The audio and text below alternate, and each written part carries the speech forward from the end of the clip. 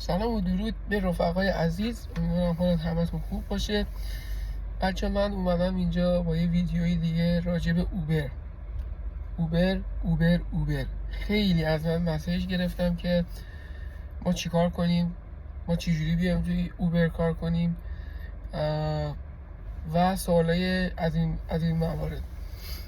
شما اول از اینکه وقتی که وارد کانادا میشید، حالا با هر سیچویشنی که هستید، وقتی که ویزای کارتون اومد، اجازه کار داشتین و یا اقامتتون یا هر چیز دیگه که دارید که بتونید با اون شروع کنید به کار کردن، اون موقع میتونید شما اپلیکیشن اوبر نصب کنید و شروع کنید باش کار کردن. برای اپلیکیشن اوبر جدیدن یه سری مسائل به وجود اومده که متاسفانه به خاطر اینکه مهاجر زیاد اومده، کار زیاد نیست، کار آماده که ملت بتونن سریع وارد کار بشن، یکی از آپشن‌های بسیار خوب میتونه اوبر باشه. چرا؟ به چه دلیل؟ به این دلیل که شما وقتی که وارد اوبر میشید تایمش دست خودتونه، برای خودتون میتونید تایم بذارید. اگر دارین درس میخونید، اگر دارید دنبال کار دیگه هستید، این اوبر بهترین آپشن برای شماست. حالا اگر بخواید وارد اوبر بشین، یه سری مراحل داره که هم در عین اینی که ساده است میتونه کمی پیچیده هم باشه. یه سری مراحل داره که شما وقتی که میاید باید اول سنتون بالای 20 سال باشه، به خاطر اینکه اینجا از 16 سالگی میتونن ملت گواهینامه داشته باشن تا 18 سالگی و 18 سالگی میتونیم فول جی رو بگیریم. معمولا برای اینکه میگم بالای 20 سال باشه به خاطر اینکه یه هم اکسپریانس درایو داره و اینکه اون 2 سال هم گذرونده. از 13 اکتبر امسال یه قانونی اومد که یه سری درایورها، در واقع از تابستون اومد، یه سری درایورها، یه سری نه، همه باید برن مدرک PTC بگیرن. PTC مثل حالت سرتیفیکیته که به شما اجازه میده تو محدوده تورنتو مشغول به کار بشی. حالا من راجع به PTC کامل توضیح میدم تو ویدیوی بعدی. بعدم این مسئله PTC که پیش اومد، همه رفتن امتحان دادن، من خودم رفتم گرفتم. یه کلاس یه روزه است، شما میرید و امتحانش آنلاین میدین و وقتی که مدرکتون بعد از 3 روز 4 روز براتون آپلود شد میتونید توی محدوده تورنتو هم رایت بگیرید. ولی متاسفانه یه ایرادی که الان داره، این ایراد از اوبر نیست، از شهرداری آنتاریو، شهرداری تورنتو ببخشید، و اینکه اپروو نمیکنه. یعنی شما میرید امتحان میدین ولی اپرووال به شما نمیده.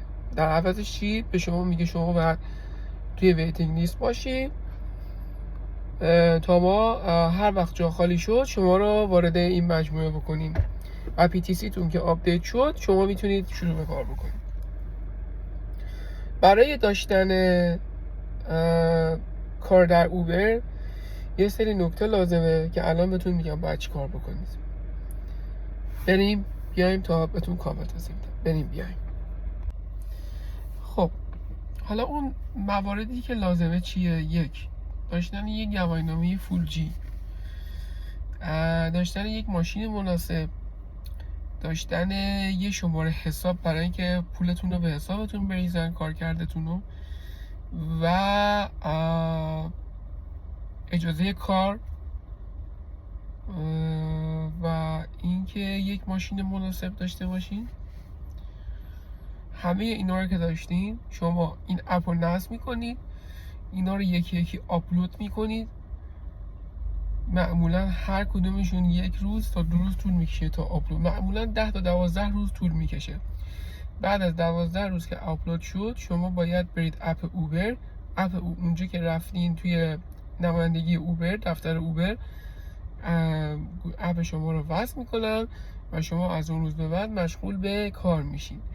حالا یه سری نکته های دیگه هست که من اینا رو تو فیلم های بعدی براتون میذارم، همه رو یه جا براتون نمیذارم.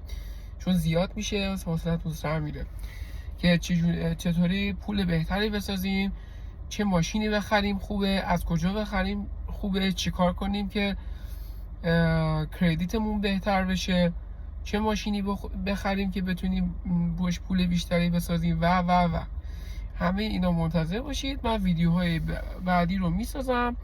فقط لایک و سابسکرایب یادتون نره. اگر خوشتون اومد و این ویدیو برای شما مورد استفاده بود، برای دوستاتون هم بفرستید، شاید به درد اونا هم بخوره. مرسی از همتون، مرسی که فالو میکنید. دم همتون گرم، روز خوبی داشته باشید. خدا حافظ. سلام و درود به رفقای عزیز، امیدوارم حالت همتون خوب باشه. بچه من اومدم اینجا با یه ویدیوی دیگه راجع به اوبر. خیلی از من مسیج گرفتم که ما چیکار کنیم، ما چجوری بیایم توی اوبر کار کنیم و سوالای از این موارد. شما اول از اینکه وقتی که وارد کانادا میشید، حالا با هر سیچویشنی که هستید، وقتی که ویزای کارتون اومد، اجازه کار داشتین و یا اقامتتون یا هر چیز دیگه که دارید که بتونید با اون شروع کنید به کار کردن، اون موقع میتونید شما اپلیکیشن اوبر نصب کنید و شروع کنید باش کار کردن. برای اپلیکیشن اوبر جدیدن یه سری مسائل به وجود اومده که متاسفانه به خاطر اینکه مهاجر زیاد اومده، کار زیاد نیست، کار آماده که ملت بتونن سریع وارد کار بشن، یکی از آپشن‌های بسیار خوب میتونه اوبر باشه. چرا؟ به چه دلیل؟ به این دلیل که شما وقتی که وارد اوبر میشید، تایمش دست خودتونه، برای خودتون میتونید تایم بذارید. اگر دارین درس میخونید، اگر دارید دنبال کار دیگه هستید، این اوبر بهترین آپشن برای شماست. حالا اگر بخواید وارد اوبر بشین، یه سری مراحل داره که هم در عین اینی که ساده است میتونه کمی پیچیده هم باشه. یه سری مراحل داره که شما وقتی که میاید باید اول سنتون بالای 20 سال باشه، به خاطر اینکه اینجا از 16 سالگی میتونن ملت گواهینامه داشته باشن تا 18 سالگی و 18 سالگی میتونیم فول جی رو بگیریم. معمولا برای اینکه میگم بالای 20 سال باشه، به خاطر اینکه یه هم اکسپریانس درایو داره و اینکه اون 2 سال هم گذرونده.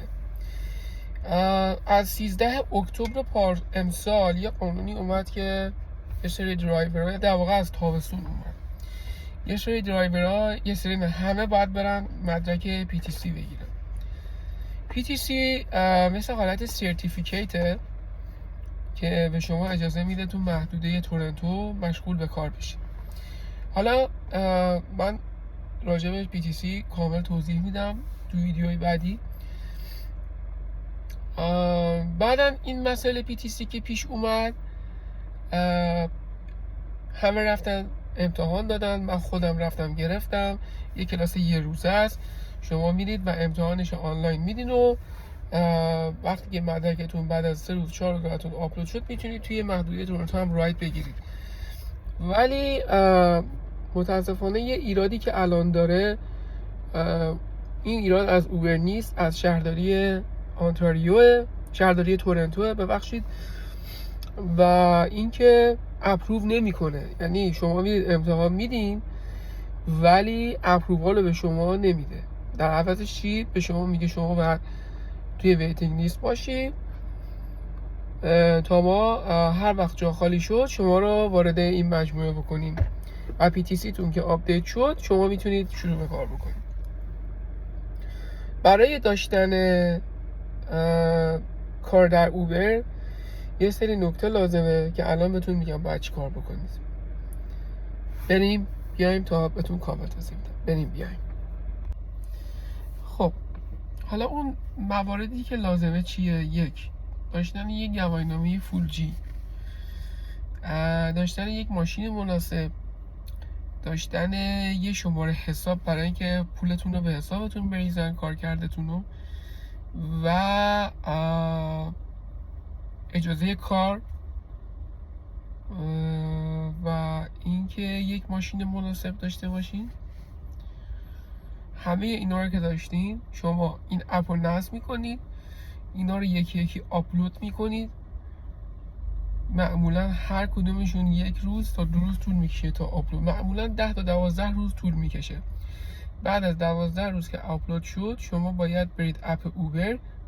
اونجا که رفتین توی نمایندگی اوبر، دفتر اوبر، اپ شما رو وصل میکنن و شما از اون روز به بعد مشغول به کار میشین. حالا یه سری نکته های دیگه هست که من اینا رو تو فیلم های بعدی براتون میذارم، همه رو یه جا براتون نمیذارم چون زیاد میشه و حوصله‌تون سر میره، که چطوری پول بهتری بسازیم، چه ماشینی بخریم خوبه، از کجا بخریم خوبه، چی کار کنیم که کردیتمون بهتر بشه، چه ماشینی بخریم که بتونیم باش پول بیشتری بسازیم و همه اینا منتظر باشید. من ویدیوهای بعدی رو میسازم. فقط لایک و سابسکرایب یادتون نره. اگر خوشتون اومد و این ویدیو برای شما مورد استفاده بود، برای دوستاتون هم بفرستید، شاید به درد اونا هم بخوره. مرسی از همتون، مرسی که فالو میکنید. دم همتون گرم، روز خوبی داشته باشید. خدا حافظ.